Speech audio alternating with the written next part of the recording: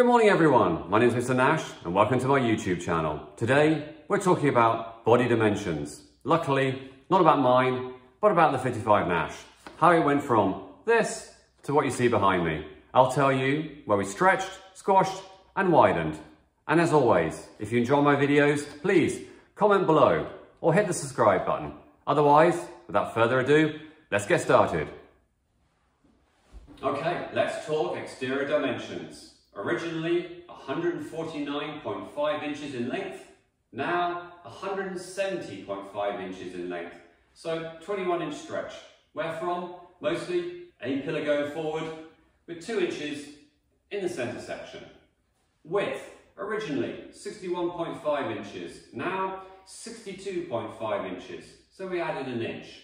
Height, originally 54.5 inches, now 48 inches. So in fact, a 6.5-inch roof job. Wheelbase, originally 85 inches, now 105.5 inches. So added 20.5 inches to the wheelbase. Okay, let's go to the interior. The interior dimensions. So original width was 48 inches, now it's 49 inches, so we gained an inch. Height was 41 inches, now it's 38 inches, so we lost 3 inches. Length, going from the dashboard all the way to the rear bulkhead, was 55 inches. Now it's 57, so we gained 2 inches on there.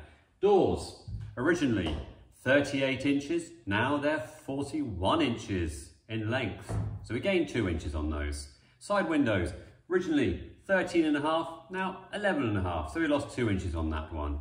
Windshield height, or windscreen, depending where you are from the world. Originally 13.5, now only 7.5, so 5-inch drop on there.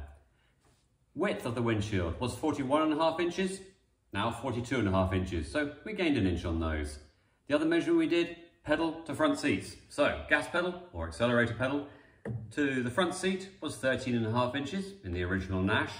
Here we got 17.5 inches, so we gained 4 inches. Most of that is down to these carbon seats that we put on there. So from that, you now know the interior dimensions, you know the exterior dimensions of my 1955 Nash Metropolitan Pro Street.